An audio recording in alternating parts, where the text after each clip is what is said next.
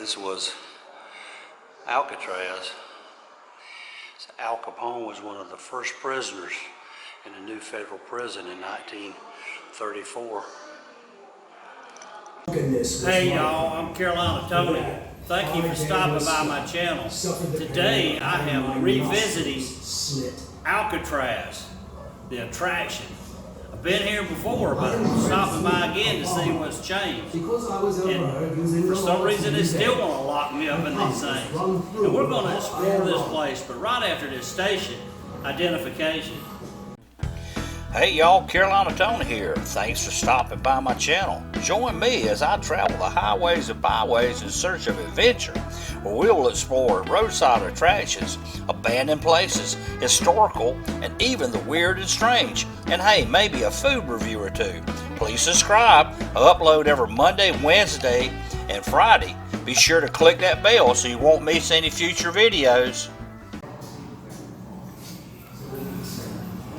Here are some instruments of torture. Leg irons and a head gauge. Water torture.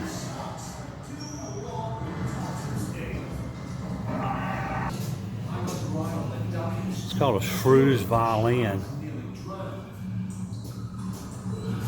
A popular form of punishment, often applied to suspected witches or quarrelsome wives, lending its name.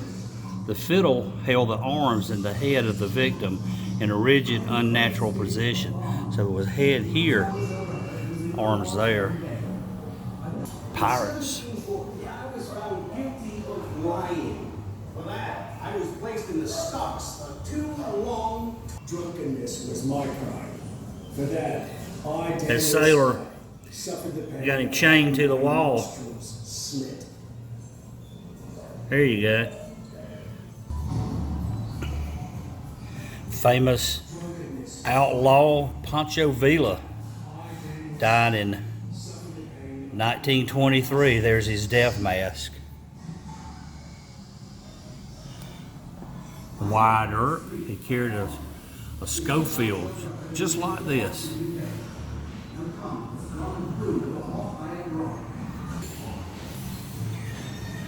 Cattle rustlers would often wear shoes like this, wooden bottoms with hoofs on them to make you think that was a horse.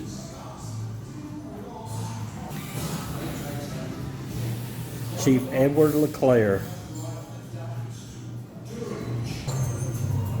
I didn't know it would come to this.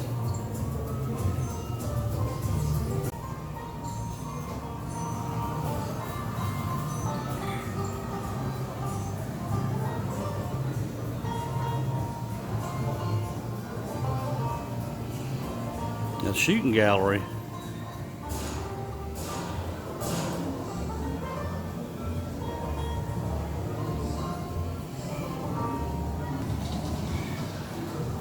Copper moonshine still, 35 gallon.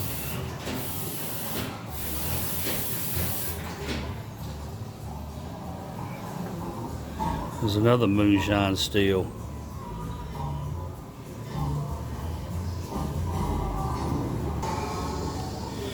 Here's John Dillinger's death mask and a wood-carved gun. On March the 3rd, 1934, Dillinger escaped from an escape-proof Lake County jail in Crown Point, Indiana. He used his wood-carved gun to do it. You can see him posing with the gun right there. Proud of yourself, wasn't you, John? Here is a machine gun made popular by mobsters, a Thompson submachine gun.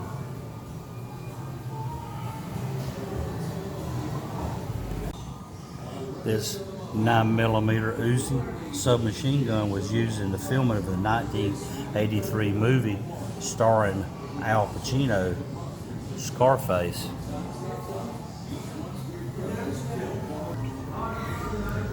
This is the St. Valentine's Day Massacre in Chicago, Illinois, in February the 14th, 1929. was not nothing to be so loving about on Valentine's Day. There's a brick with lead in the side of it.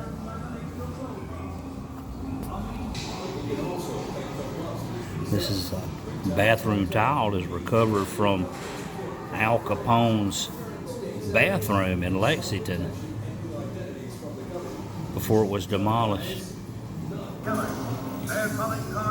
There's a suit that was worn by Meyer and Mickey Cohen. He's originally from Brooklyn, New York. He's one of the most powerful West Coast mob bosses under Bugsy Siegel.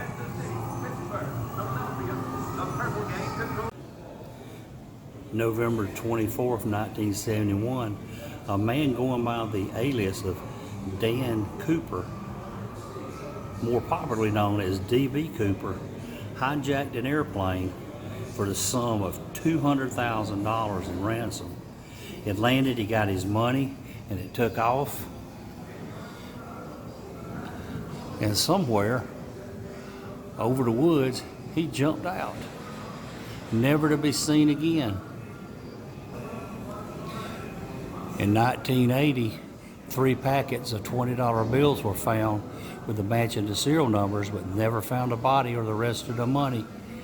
Perhaps it was just there to throw the people off the course. This photograph of Judy, and I can't pronounce her name. She was convicted to die for killing her disabled son and poisoning her husband and her fiance. She crocheted this Afghan while waiting on death row in Florida. This is some of the makeup and the leather jacket that belonged to Pogo and Patches.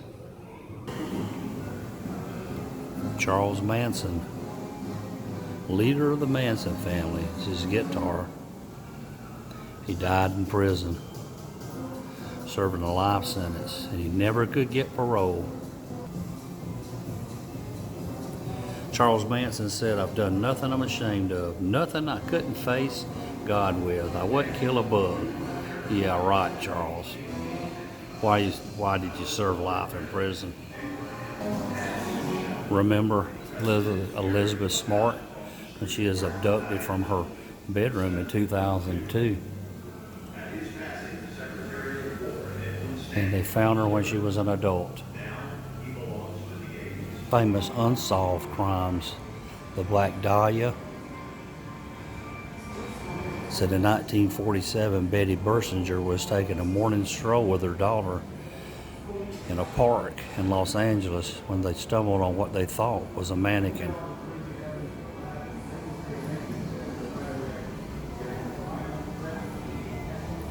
Jimmy Hoffa, Natalie Holloway. These folks have been killed, and no one knows where their body is or who killed them.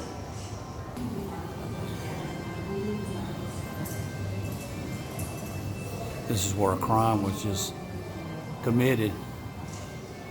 He's leaving all kinds of clues behind. And the crime scene investigators have come in and marked where all these scenes were, and the investigators have come in and marked all the clues.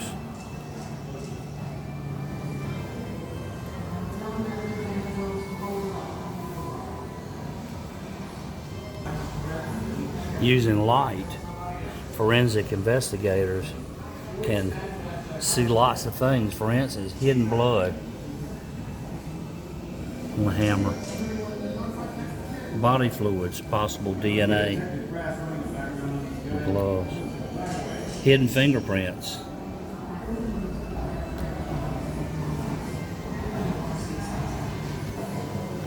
It's part of investigating murders and crimes down through time. All types of old cameras, and some newer ones. Looks like a Nikon D5300, just like my camera. Maybe I could be a crime scene investigator. A fingerprint kit.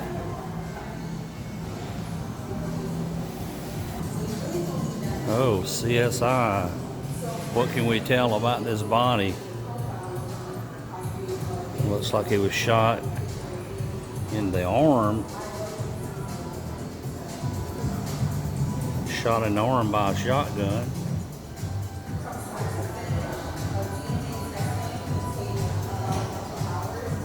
And they whacked his toe off.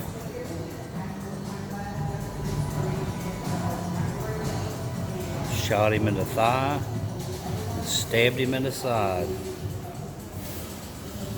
I say he's dead.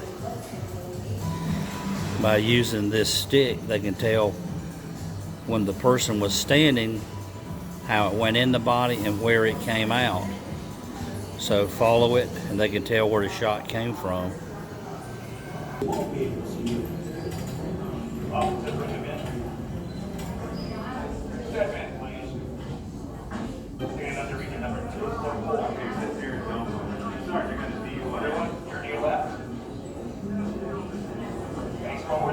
Sir, what do you have to say for yourself? This is something that just blows my mind. This is contraband that was taken from prisoners in prison. And my question is, how do they get them? Some of them are homemade knives, homemade brass knuckles or knuckles, a homemade tattoo machine.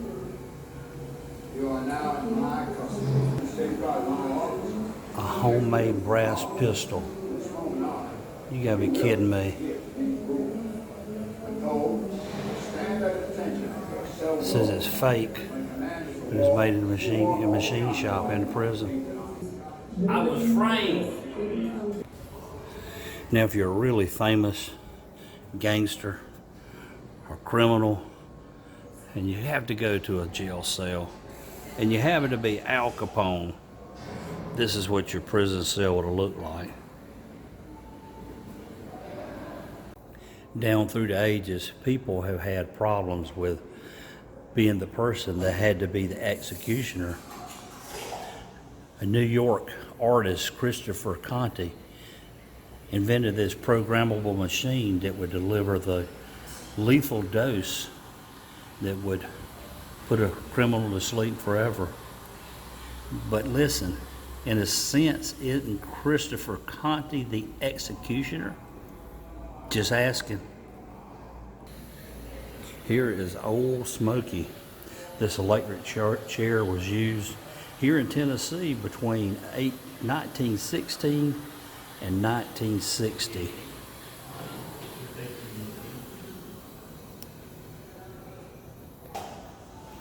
This is a gas chamber.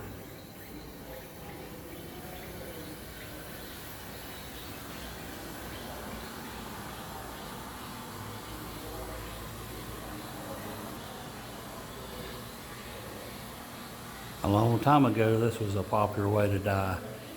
Cutting your head off, letting it fall in a basket. See if there's a head in there. 16,594 people estimated died during the Reign of Terror. If you were a witch, this was a terrible way to go. A Duncan stool.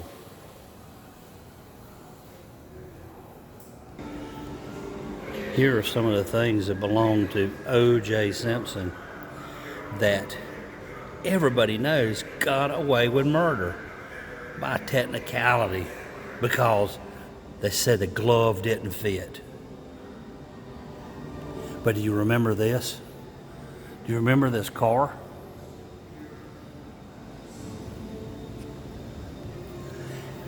This 1993 Ford Bronco that led the police on a chase that didn't go over the speed limit.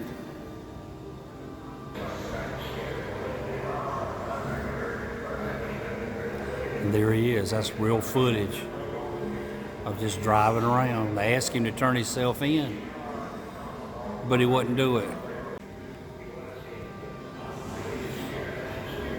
Here's a 1934 Ford V8, just like the one Bonnie and Clyde was killed in. A 1933 Essex Terraplane, like John Dillinger's. And Ted Bundy, there was a car just like his, a Volkswagen Beetle. Here are some concealed weapons, little pistols and all that you can hide. A cane that can be turned into a gun. A pistol, a knife, and brass knuckles.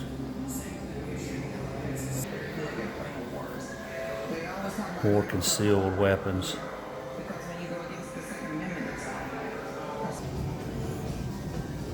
Here's some exhibits on famous lawmen.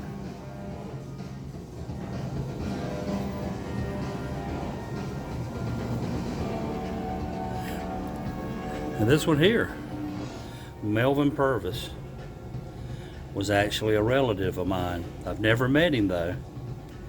Didn't find out I was related to him till